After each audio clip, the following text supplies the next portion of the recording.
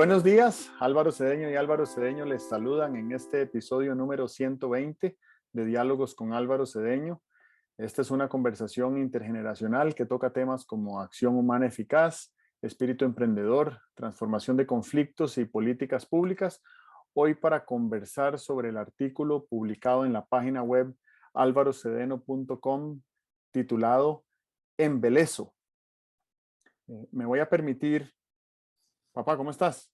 Muy bien, buen Bueno, día. ok, buen día, perdón. Quería salirme un poco de nuestra tradición al inicio de la conversación y quería leer un parrafito del artículo que me parece muy poderoso. Y dice así: convendría hacer una lista de las cosas que nos producen satisfacción y que ni se compran ni se venden. Ese partido de canchas abiertas, ese concierto de la filarmónica en el parque de un pueblo, la comodidad de circular antes de que comience la presa, los zapatos secos después del aguacero, la hora del descanso después de que hicimos esas desacostumbradas tareas físicas en el fin de semana, el radical cambio de entorno cuando en poco más de una hora viajamos de Santa Ana a Pacayas, la belleza de las flores, el timbre de voz de los que pasan, los colores del atardecer, la sensación de placer que hay en lo simple, como el aroma que despide una taza de café, el sonido de un instrumento musical que no se sabe de dónde viene. Eso es una poesía en el artículo. Y me tocó, y además de que me tocó, siento que si esta es la manera de que nos estimule la conversación, estamos arrancando con un par de pasos de ventaja. Quería cederte la palabra y que nos contaras un poco más sobre la palabra, que es una palabra poco utilizada y que siento que tiene un significado muy particular. Ok, es interesante. A mí el tema de las palabras por muchos años me ha interesado mucho. Últimamente me encontré por ahí un refuerzo en algún blog y creo que es un decir entre psicólogos o entre gente de la rama de desarrollo personal. eh, el decir es, hablando de sentimientos negativos, por ejemplo, la ira, la frustración, la vergüenza, eh, el rencor, dicen en inglés, name it to tame it. Nómbrelo, póngale nombre para que lo logre domar, póngale nombre para que lo pueda domesticar. Y es bastante cierto. Yo creo que alguien que está muy iracundo, si pudiera decirse, estoy iracundo, o estoy asustado, o estoy ofendido, en el momento en que se le pone nombre al sentimiento, de una cierta manera, uno lo ha sometido a su dominio cognitivo y emocional. Lo mismo pienso yo que ha de ocurrir con los sentimientos agradables, con los sentimientos gratos que nos construyen, ¿verdad? Y entonces, una idea de este artículo es que pudiéramos contar con una palabra como embelezo. ¿Para qué? Bueno, desde un punto de vista minimalista, para dejar de movernos en calificativos dicotómicos como lindo y feo, ¿verdad? Le enseñas algo a una persona que tiene poco dominio del lenguaje, ¿qué te parece esto? Lindo. Y esto otro, feo. Y me parece a mí que con esa amplitud de espectro tan reducida, más bien con esa estrechez de espectro lingüístico, con esa estrechez de espectro emocional, uno va por la vida eh, viviéndola con menos conciencia, con menos intensidad, ¿verdad? Y entonces, bueno, aquí de lo que se trata es de que eh, quitemos el cielo raso entre lo que es feo y lo que es lindo, y que sepamos que puede haber otros grados de sentimiento, ¿verdad? Y de hecho, los escuchamos, ¿verdad? Los escuchamos. Se habla de lindo y me parece que cuando se dice bello es más que lindo, ¿verdad? Eh, lindo puede ser un banano maduro, ¿verdad? Y bello es una persona con unos sentimientos y con un comportamiento especiales, ¿verdad? Bueno, pues lindo, bello, eh, conmovedor, entusiasmante, estimulante, encantador. Encantador es una palabra que me gusta mucho. Ahora oigo mucho la palabra encanto por esa película que han hecho un grupo colombiano, una película de, ¿cómo se llama? De ficción, ¿verdad? Muy linda y ha pegado por ahí. Oigo canciones de encanto en francés, en inglés, en español, en portugués. Ujú, en portugués, sí. Eh, entonces, bueno, eh, encanto es un grado como superior para calificar a lo que antes le decíamos lindo. Bueno, no solo es lindo, me encanta. Y me parece que el techo de, esta, de este espectro lingüístico está en la palabra embelezo, que es muy linda, ¿verdad? Embelezo, tienes razón, la gente solo acostumbra a verla en poesías o en canciones. Había un bolero que decía algo de embelezo y tarara. Eh, sí, embelezo es una palabra que creo que nos permite darnos cuenta de que hay cosas que casi que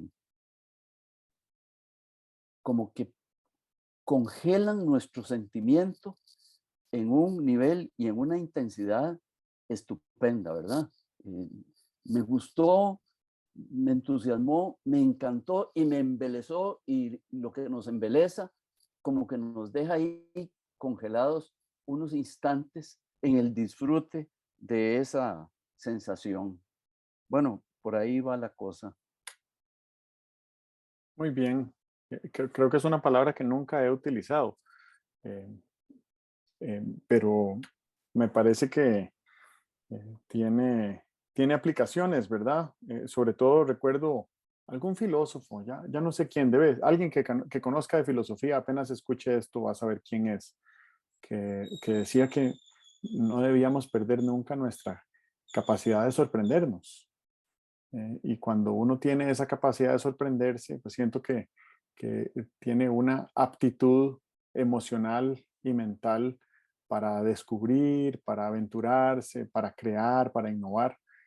Y eso, pues obviamente tiene valor. Yo no creo que haya nadie que de manera consciente diga, yo prefiero ser menos aventurero, prefiero ser menos explorador, prefiero ser menos ingenioso, ¿verdad?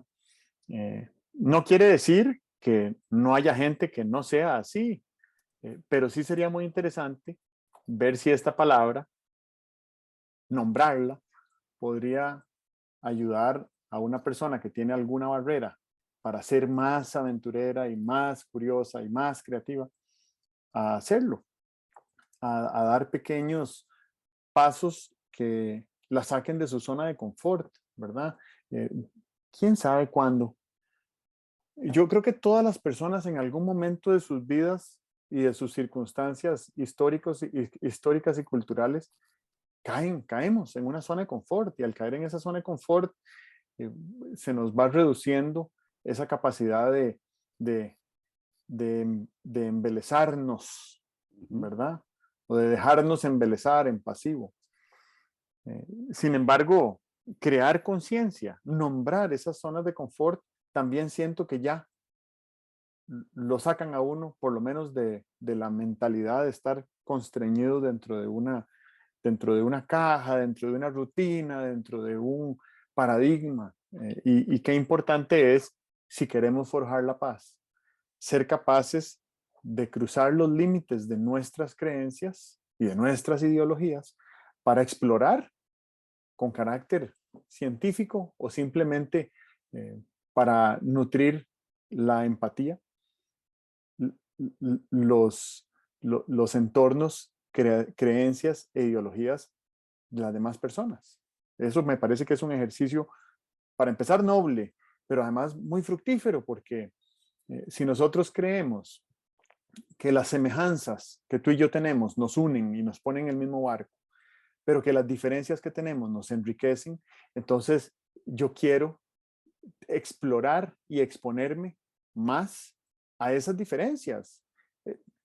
Si, si, si lo que siento es miedo de que esas diferencias me transformen, bueno, tenemos que atender ese miedo y tenemos que nombrar ese miedo, porque lo cierto es que en toda interacción humana, intencional o no, nos transformamos. Es más, yo creo que en toda interacción que tenemos con otra forma de vida, también nos transforma.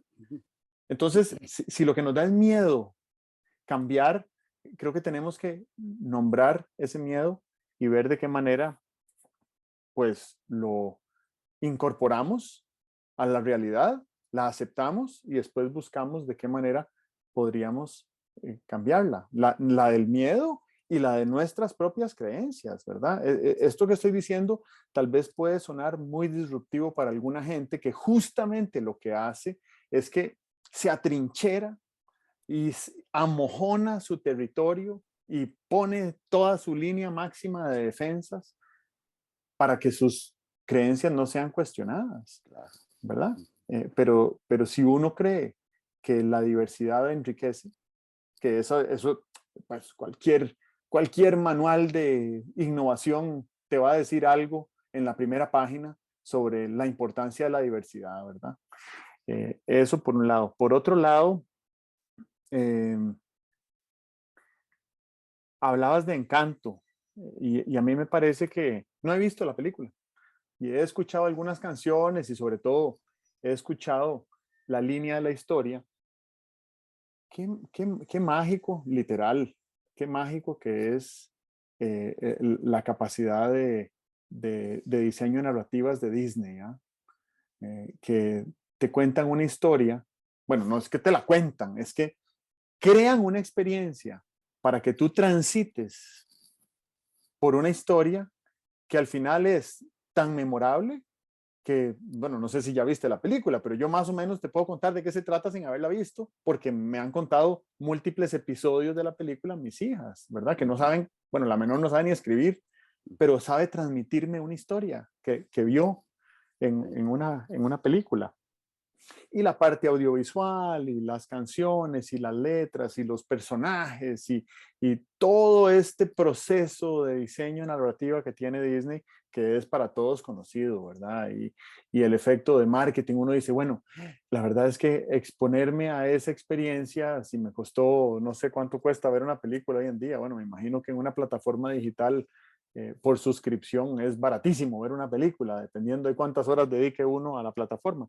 Pero por ese costo, recibir ese tipo de experiencia, me parece que nos sensibiliza muchísimo, sobre todo que estas películas que Disney ha venido haciendo los últimos años tocan temas trascendentales de derechos humanos y antes no nos introducían los derechos humanos de esa manera. Antes los derechos humanos eran como algo que estaba abstraído de nuestra realidad y de nuestra posibilidad de hacer algo al respecto. Ahora estas historias de Disney ejemplifican la importancia de, de proteger los derechos humanos, ¿verdad?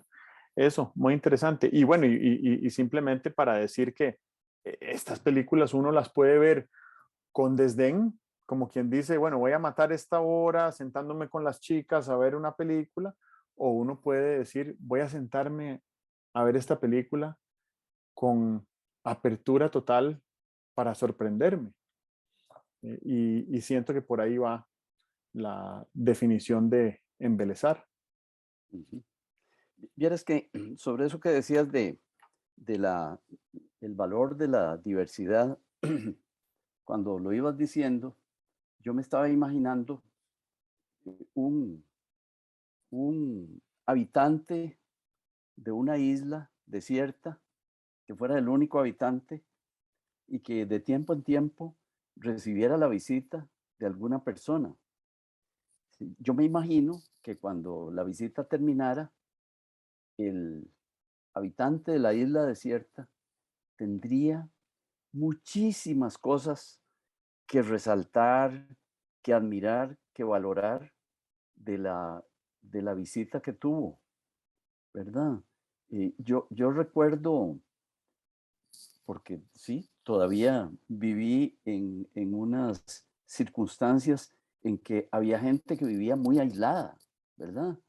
Y entonces, cuando alguien vivía muy aislado, valoraba muchísimo la visita y, y, y- y conversaban, ¿verdad? Conversaban.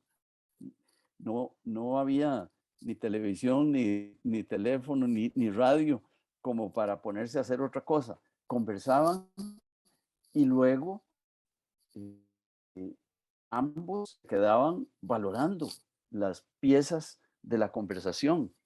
Y creo que algo que nos quita nivel de conciencia y que nos quita también nivel de satisfacción es el no darle valor a cosas gratuitas, a bienes libres que se llaman, ¿verdad? Una visita, la compañía de alguien que en el camino te viene hablando o en el bus te viene hablando, eh, me parece que es valorable, especialmente cuando lo ves desde la perspectiva esa que dices tú, bueno, el planteamiento tuyo es bien serio, vamos a ver, ¿para qué cogemos un libro y leemos? Bueno, cogemos un libro y leemos no para ver qué cosas hay que deberíamos memorizar para luego decirle a la gente cuántas cosas tenemos en la memoria, ¿verdad? La idea de coger un libro y leer es para que me modifique. Y tienes toda la razón del mundo, ¿verdad? Y- Leer, conversar, exponerse a nuevas experiencias, te modifica, pero no es que te modifica el alma, no es que te modifica la mente, es que te modifica el cerebro, ¿verdad? Te modifica el cerebro. Si tú nunca has oído hablar de las ballenas, el primer día que oíste hablar de las ballenas, tu cerebro se modificó. La demostración es que el segundo día que oíste hablar de las ballenas, ya tenías otros comportamientos posibles. Ya no era solo abrir la boca y decir, de veras una ballena es tan grande, y sino que era, el otro día oí hablar de ballenas, porque ya es la segunda vez que oíste hablar de eso. Nos modificamos con las experiencias. Entonces, abrir un libro no es para coleccionar insumos para la memoria, es porque lo quiera o no, el libro te modifica.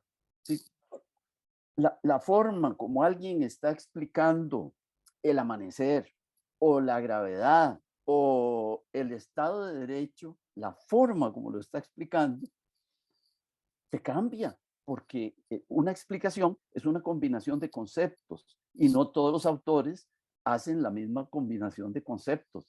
Yo siempre sostuve, pero vieras desde que era colegial, que no era lo mismo estudiar en un libro que estudiar en varios sobre el mismo tema. Y eso lo aprendí porque la física me costaba muchísimo. Y yo tenía un librito de física y bueno, entendía lo que entendía, como para 6 y a veces para 5. Y una vez me encontré otro libro de física y fui a leer las mismas cosas que recuerdo que eran de electricidad y magnetismo y las entendí mejor en el otro libro que en el primero. Posiblemente las entendí de la manera como las entendía en el segundo libro, porque había leído el primer libro que no entendía. Eso, ¿verdad? Está claro, ¿ok? Esa es, esa es la maravilla de los intercambios, de la diversidad, de lo que estás diciendo.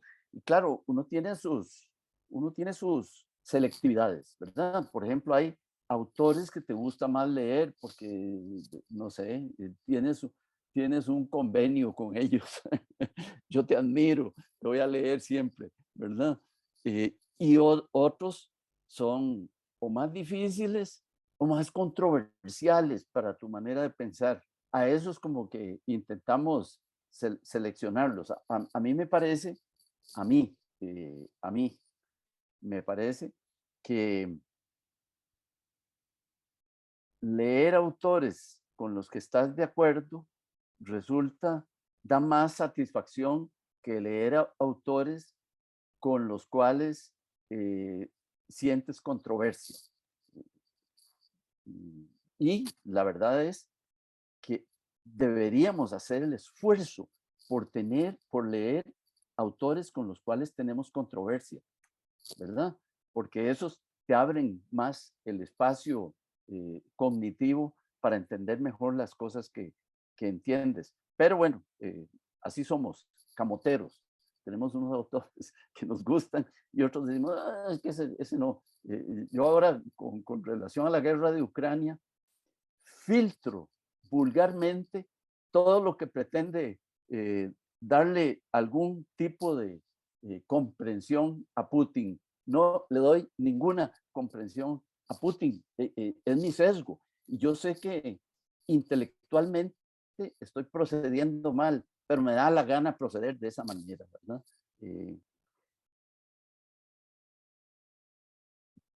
Creo que eso sobre el tema de diversidad que estabas planteando. Luego, quisiera plantear un poco más de cosas relacionadas con lo que llamamos bienes libres, fuente de satisfacción que están ahí y que no cuestan nada, ¿verdad? Ok, pero te escucho.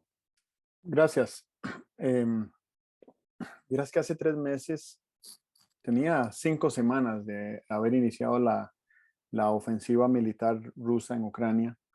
Tuve una experiencia, una vivencia muy fuerte en la cual estaba trabajando con el concepto del perdón. Estaba trabajando con el concepto del perdón como una pieza esencial de la edificación de la paz.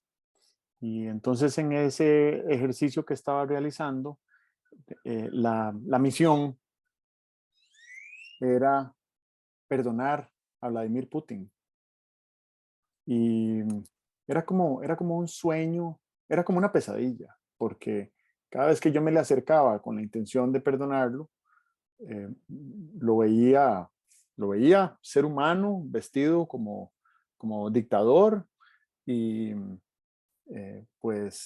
me generaba mucho miedo cómo personificaba toda la perversidad de la humanidad. Entonces me alejaba, y al alejarme de él y dar media vuelta, veía miles de abuelas ucranianas llorando a sus muertos. Entonces yo decía, no, tengo que ser capaz de perdonarlo, porque yo sentía que para la paz era fundamental, era indispensable alcanzar el perdón. Entonces volví a intentarlo y me le volví a acercar, y al acercármele, eh, había crecido de tamaño, y entonces personificaba aún más perversidad y maldad. Y entonces me asustaba y me devolvía otra vez y volví a ver a las abuelas ucranianas y lo volví a intentar, y en ese vaivén, hasta que en una última ocasión, Putin era un ser humano del tamaño de un edificio de 20 pisos.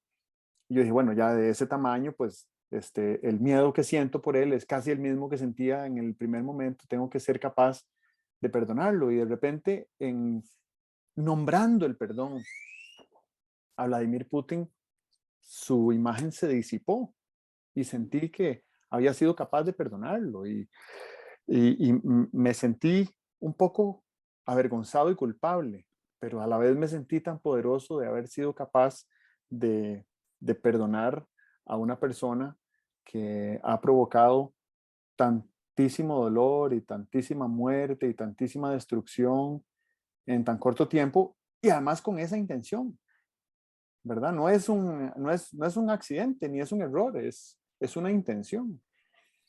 Pero sigo creyendo que como para edificar la paz entre Rusia y Ucrania y en la reconstrucción de Ucrania y su futuro como miembro de la Unión Europea y la expansión de la OTAN, que va a expandirse hacia Finlandia y Suecia, ¿verdad? Más de lleno a Escandinavia, que ha sido siempre tan pacífica y tan neutral.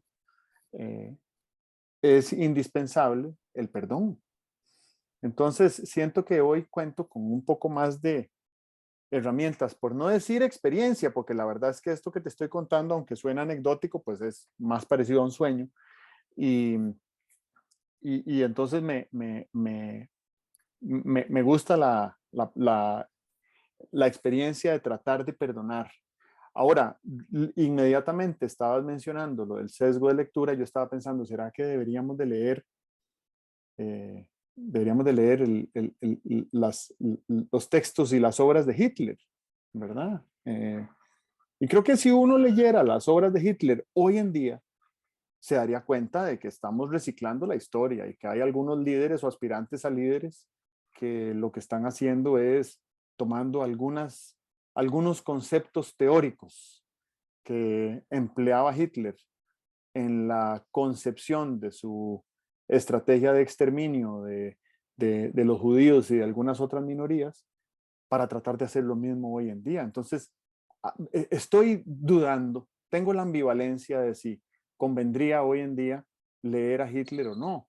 Hace 6 años te hubiera dicho que deberían de ser prohibidos esos libros, ¿verdad? Pero hoy en día, con lo que ha pasado desde el punto de vista de la intencionalidad de reducción de derechos y de bienestar y de valores a nivel internacional desde la política pública, que es un tema que nos convoca a ambos, tal vez sí sería bueno conocer mejor la obra de Hitler, no solo la literaria, sino también lo que hizo él, porque hay millones de personas en el mundo que no solo no saben lo que hizo Hitler, sino que tienen una versión sesgada de lo que hizo, ¿verdad? Y hay gente, te lo digo porque he tenido esta conversación, hay millones de personas en el mundo que creen que Hitler es un personaje inventado, con una narrativa inventada por los mismos judíos.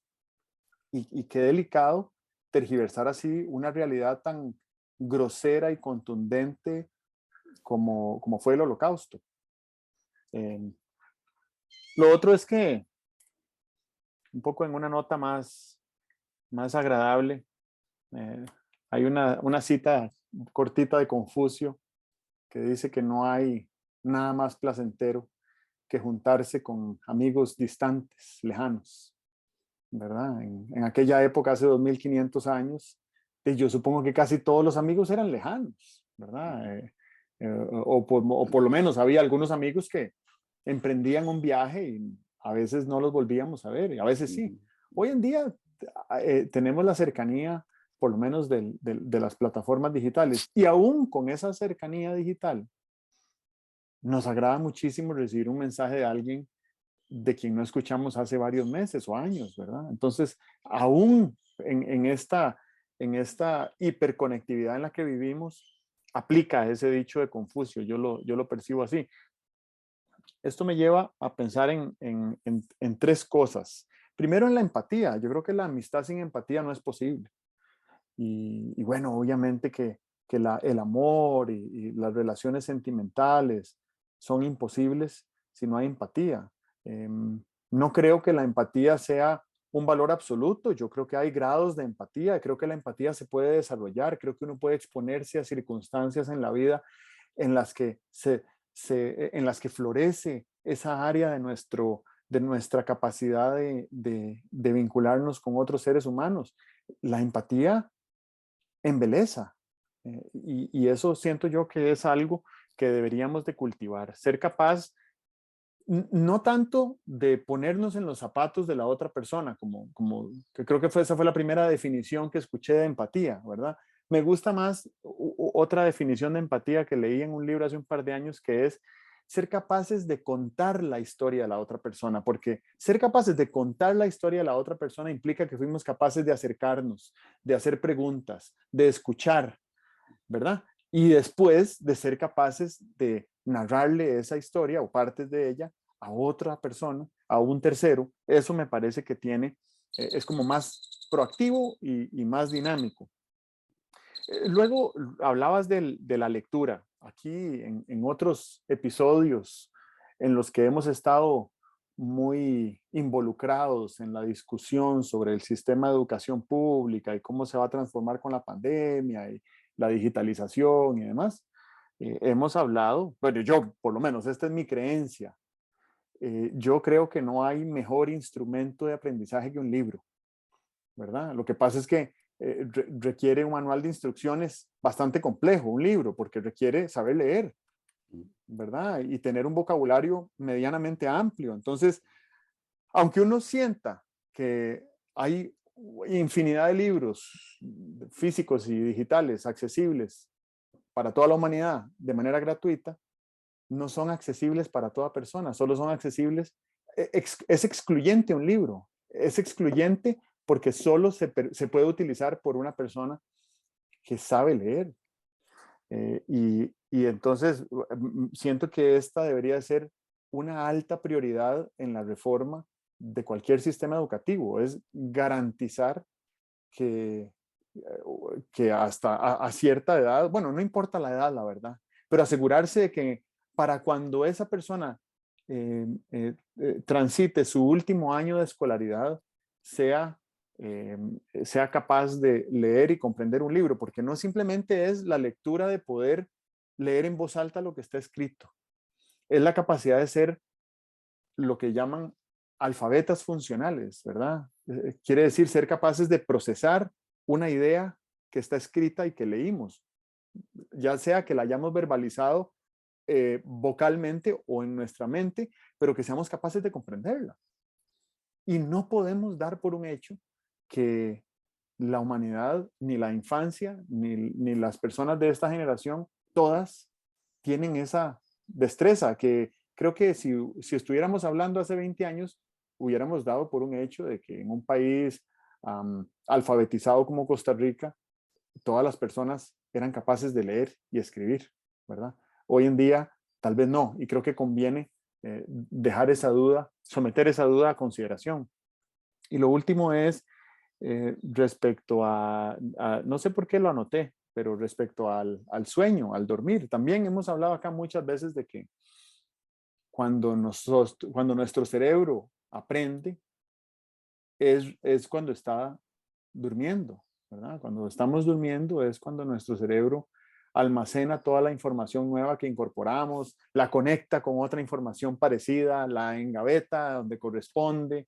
Y mientras el cerebro está haciendo todo eso, el cuerpo está, físicamente, nuestras capacidades físicas están desconectadas del cerebro para que no salgamos a actuar en nuestro sueño una vivencia que nuestro cerebro está procesando en ese momento, ya sea como un sueño, como una memoria o como información nueva que está almacenando, ¿verdad? Entonces nosotros estamos almacenando el aprendizaje de aprender a golpear una bola con una raqueta, no vamos a salir ahí dando puñetazos en nuestro sueño. Eso es porque cuando estamos durmiendo, nuestro cerebro hace una desconexión del cuerpo físico. Entonces el cuerpo puede soñar cosas muy intensas y uno no necesariamente las actúa, ¿verdad? Y creo que el sueño tiene otra función, dos funciones. Una es la de ser un espacio de reparación para todo, para el cuerpo, ¿verdad? Para la mente. Hay muchos traumas que se ventilan durante el sueño. Algunos necesitan varios sueños, varios años para ventilarse, pero el sueño es muy importante. Y otra, la de ser una actividad recreativa, ¿verdad? Nos vuelve a crear y amanecemos al día siguiente y sentimos, bueno, nos sentimos renovados de alguna manera, es una renovación. Y creo que espiritualmente uno incluso podría elaborar respecto a lo que significa ese despertar, ese renacer, ¿verdad? Ese florecer, es como un florecimiento. Y esto lo pongo en contexto también, hablando desde mi propio privilegio, de que puedo tener una noche de sueño reparador y recreativo todas las noches de mi vida. Por lo menos así ha sido hasta ahora y es algo que doy por un hecho, pero no todo el mundo tiene este mismo privilegio, ¿verdad? Entonces quiero hacer mención de esto y también hacer conciencia en quienes nos escuchan de la importancia, sobre todo para personas menores de edad que están en crecimiento, de que puedan tener suficientes horas de sueño reparador y recreativo. Y pienso que es útil que nosotros tuviéramos muy claro ese tema de el disfrute, satisfacción intensa, el deleite, el embelezo que podríamos sentir ante determinadas situaciones, ¿verdad? Eh, Vamos a ver, eh, sentarse en un parque es algo, me parece que es grato, construye, te da gusto. Eh, cuando yo era estudiante, estudiante de colegio, acostumbrábamos a veces ir a estudiar al Parque Nacional. Y claro, con la ansiedad del examen y el horario y todo eso, uno iba ahí, se sentaba, estudiaba y tal, y se iba. Y siempre decía yo, un día voy a venir al Parque Nacional a quedarme y a estar, ¿verdad? Y lo logré hacer hace unos años, unos 3 4 años antes de la pandemia. eh, Me dio una racha por ir al Parque Nacional domingos a sentarme por ahí, simplemente a estar. Y era maravilloso. Sí, ver la gente que pasa, los turistas que llegan, todos van con un guía a ver el Monumento Nacional, ¿verdad? Y todos ven al filibustero que sale huyendo, espantado por las fuerzas centroamericanas y tal. Bueno, además, la vegetación que hay ahí es muy preciosa. Hubo una época en que eh, alguien llegó y puso unas esculturas, una serie de esculturas. Todas tenían el mismo tema. Era un hombre, a veces era caminando, a veces era hundido en la tierra, a veces era haciendo esfuerzo. Era maravilloso sentirse ahí. Lástima que ninguna de las veces en que estuve por ahí hubo algún instrumento musical, porque eso enriquece mucho los parques. Bueno, ir a un parque y estar ahí te da satisfacción y la satisfacción te construye. Yo creo que la satisfacción te produce buenas vibras, posiblemente mejore tu salud mental, a lo mejor hasta mejora tu salud física. Claro que tiene que mejorar la salud física. Bueno, ¿por qué dejamos pasar esas cosas que están ahí gratuitas? Las dejamos pasar sin disfrutarlas. Creo yo que es porque estamos como sujetos a un paradigma y es el paradigma de, no lo pensamos así cuidadosamente, pero creo que en el inconsciente la cosa anda así. Para que sea disfrutable, tiene que costar y tiene que costar dinero. Y entonces yo me paso pensando en qué haría con el dinero extra para adquirir esas cosas que siento que me van a dar satisfacción. Deberíamos salirnos de ese paradigma y empezar a buscar cuáles son las cosas que nos pueden dar satisfacción y que son gratuitas, ¿verdad? Y, y creo incluso que podríamos crear una dinámica bien interesante. Fíjate, ¿qué tal si alguien empieza a practicar la abnegación, empezando desde abnegación, actos de abnegación muy pequeños y de ahí progresando, porque hay que entrenarse?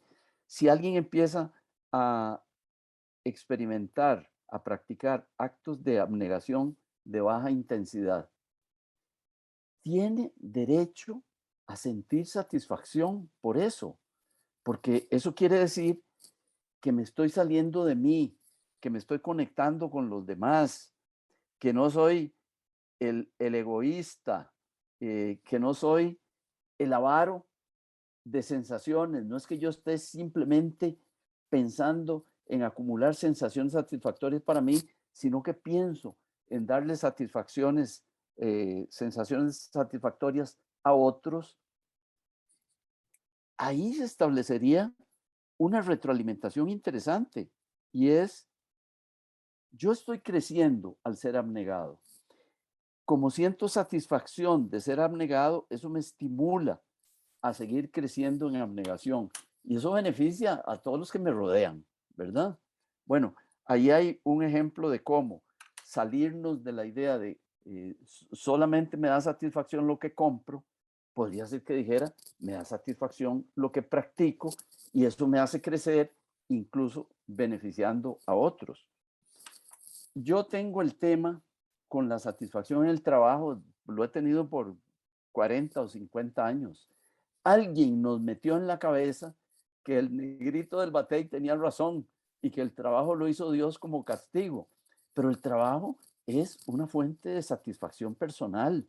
Nos damos cuenta de lo que somos capaces de crear, nos damos cuenta de lo que es crear con otros, que no es lo mismo crear uno a solas que crear con otros. Esa camaradería, esa solidaridad, ese compartir que surge cuando estamos creando con otros, ¿verdad? Eh, eh, Hace del trabajo una fuente de satisfacción. Si tuviéramos esa capacidad de encontrar esa satisfacción en el trabajo, creo yo que se disminuiría muchísimo esa actitud que tenemos en el sentido de: "Uy, hoy es lunes, qué lindo, ayer domingo". Sería, hoy es lunes, hay otras fuentes de satisfacción distintas a las del domingo, pero ahí están y vamos a cultivarlas. Pensaba también en qué es lo que hace que una cosa tan disfrutable como aprender no sea disfrutable para un altísimo porcentaje de los estudiantes. Tienen el paradigma, primero, creo que no sienten que están aprendiendo, sienten que se están preparando para un examen. Y si uno se está preparando para un examen, puchica, es como si se está preparando para una operación quirúrgica, ¿verdad? Eso no, no se disfruta, se hace. Y claro, los estudiantes se preparan para el examen, pero eso le quita toda la gracia al proceso de aprendizaje. Si el estudiante supiera que ahí, en el proceso de aprender, hay una fuente de satisfacción, hay una fuente de deleite y que podría haber hasta una fuente de embelezo, ¿verdad? Posiblemente la primera vez que oigan esto dirían: no, hombre, eso es mucho pedir, pero puede haber una fuente de embelezo. Eh, Realmente, el que llega a dominar, yo no lo domino, el tema del aprendizaje, ¿verdad? Tiene una fuente de embelezo en el aprendizaje. Con eso, con eso termino. Ok, yo quería hacerte una pregunta final, pero antes de hacerte la pregunta, cuando leí el artículo creí que íbamos a hablar del, del valor económico del Producto Interno Bruto, ¿verdad? Que mide cierto valor, pero como decía Robert Kennedy en aquel famosísimo discurso que dio, el Producto Interno Bruto mide todo excepto lo que realmente es valioso. Claro, claro. Y se nos olvida esa enseñanza de Robert Kennedy. Lo otro es que mis hijas se sorprenden, y no de buena manera, cada vez que saben que yo no sé tejer ni bordar, porque nunca nadie me enseñó, ¿verdad? Bueno, cuando yo era niño, eso era una actividad exclusiva de mujeres por lo general de mujeres madres y más específicamente de mujeres abuelas. Y ahora que yo las veo a ellas desde pequeñitos bordar, en la escuela empiezan bordando con los dedos Ajá. y después pasan a bordar con, no sé si son unas agujas de madera gruesas y después ya entran en otras técnicas más elaboradas. Es pura matemática, ¿verdad? No se me ocurre cómo a uno no le pueda gustar el aprendizaje de la matemática teórica si ha aprendido a bordar y a hacer patrones y a contar y a elaborar unos diseños que requieren de una precisión matemática. Y la pregunta que te iba a hacer era si volvieras a tener 12 años, ¿cómo te gustaría utilizar el tiempo, los siguientes 70 años de tu vida en tus procesos de aprendizaje? Sí, sí. Primero me gustaría aprender lo que yo quisiera. Es decir, no me gustaría tener un protocolo ahí, tiene que aprender todo esto, ¿verdad? Me gustaría aprender lo que yo quisiera. Me gustaría mucho descubrir cuáles eran esos gustos intensos, porque yo a veces siento que tengo unos gustos, pero los adquirí posiblemente ahí cuando tenía 12 años o menos. Me gustaría explorar qué hubiera sido de mí si hubiera sido más libre, ¿verdad? Sí. Y desde luego que me gustaría, en ese tiempo aprendía para el examen, me gustaría aprender para mi propio enriquecimiento, para lo cual me hubiera resultado necesario saber aquella cosa del esquema creciente de Carol Dweck, ¿verdad? De que mi capacidad de aprender se mejora según voy aprendiendo, que mi capacidad de aprender no está dada. En ese tiempo yo pensaba que tenía una capacidad de aprender dada y me hubiera gustado saber que era modificable y que parte de lo que estaba haciendo en la escuela y cuando leía y tal y cual, era mejorando mi capacidad para aprender. Eh, Creo que eso me hubiera gustado tener claro cuando tenía 12 años. Bueno, creo que en esos 3 minutos acabas de demostrar tu suficiencia del aprendizaje, ¿verdad? Pero solo me tomó 70 años. Bueno, pero los que tengan hoy 12 años no tienen que dedicar los próximos 70 años a, a explorar eso, ¿verdad? Pueden partir de ahí, que esa es la maravilla que tiene la humanidad. Podemos Sí. comunicar aprendizajes y partir de, digamos, como lo dijo Newton, ¿verdad? Pararnos en los hombros de gigantes para poder ver más allá. Muy bien. Ujú. Ok, em, estamos. Sí, señor. Muy bien. Bueno, que estés muy bien. Muy grato el intercambio contigo. Igualmente. Muchas gracias. Nos vemos a la próxima.